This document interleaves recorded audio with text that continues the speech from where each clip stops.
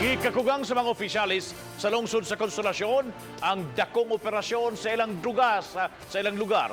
Mga resulta sa pagkonfiskar sa kilo-kilog binultong drugas. Tungod din gimanduan ang pitaan nga masigpitan pa ang monitoring sa ilang dapi. Adunay live update si Nico Serino. Nico? Yes, Bob, human sa unang operasyon kagahapon sa Kadlawon dito sa Barangay Inayawan sa Cebu City. Misunod kini sa lain nga follow-up nga gihimo ni higayuna dito sa lungsod sa Konsolasyon kundiin kinilusab nga mga binultong drogas ang nasakmit. Nakagawas na kaghapong adlaw sa ospital si Jocelyn Encila, 33 anyos. Gidiretso siya pagbalhog sa bilangguan sa Konsolasyon uban ang iyang ginikanan nga sila si Marshall, 58 ug Marilyn, 50 anyos.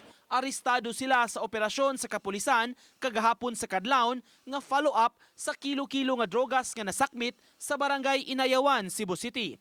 Matod sa mga pulis, sa ospital natigayon ang transaksyon kang Jocelyn apan ang item didto gipakuha sa ilang balay sa usa ka subdivision sa Barangay Kasili. Siya mo facilitate sa drugs niya with the help of Katone Kulot.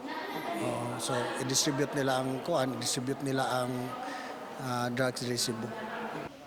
Gipaladman pa ang investigasyon labi na sa koneksyon sa dinakpan. During the coordination sa taga Pardo, we found out na confined si Joy. Nag-LBM ko. So what we did, we transacted with Joy dito sa hospital. Then after the money was received, yang gi-contact dito yung parents to release the shabu. Apan sa interview, hugot nga gihimakak ni Jocelyn nga namaligya siya og drogas. Nadismaya sab siya nga nung giapil pag-aresto ang iyang mga ginikanan. Gitudlo ra ko ba, giamong ra ko niya. Dayon ang katong na ang ilang gikuan sa ospital nako is dili to ako, wala man to nakuha sa balay. Dili to imuha tong ingon nga 10 kilos. Dili to sa balay. Okay, asa dito nakuha day? Katong sa inayawan nga dakpan nila, maura to ilang gida nila didto. Gisugat ko kuan pulis, gipabalik ko pagpasakay. Kay kuno red nga sa tiyong bang panultiyoy. Dako kuno. Di ko nga wa man ko ilabot ani mudo ra man ko sa kuan ospital sa akong bata. Mo tungwa gyud sila pato, gidako nila sa balay sa akong bata. Samtang sa munisipyo sa Konsolasyon, gitigom kaganiha ni Mayor Teresa Aligado ang iyang mga barangay kapitan. Usa sa nahisgutan ang resulta sa police operation kundi nakumpiskar ang moabot 10 kilos sa shabu. Somehow so far ang Konsolasyon na ninguha gid mi nga ma-drug free gani gid mi, but now I realize nga because of the positioning we're in the urban, it cannot be avoided nga ang mga vulnerability of hiding niya camouflage anhi gid direct.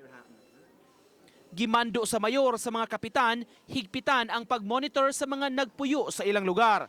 Itap ang mga purok nga mutabang niini.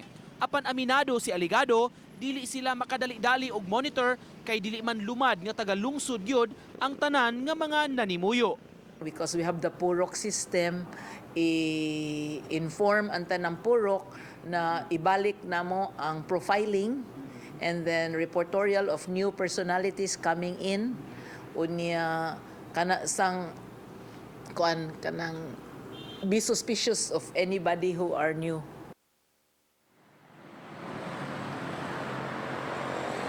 Gibutyaga bab ni Police Major Gerard Pilari ang hepe sa Konsolasyon Police nga ugmang adlaw katakda nila nga i-file ang mga kaso batok sa tulo ka sakop sa pamilyang Encila nga nadakpan sa operasyon. Kalapasan sa Dangerous Drugs Act ang isang nga reklamo batok kanila. Bob. Tinuod ang live-in partner ni Jocelyn Encila, Nico, na commit din dito sa National Bilibid Prison ug mo tinubdan ni maong drugas.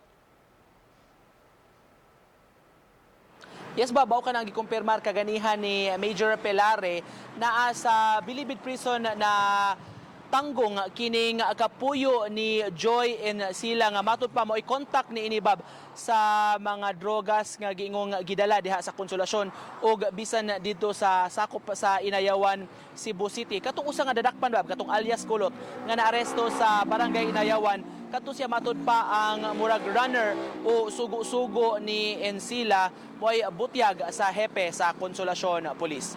Thank you so much, Nico Serino, sa imong live report.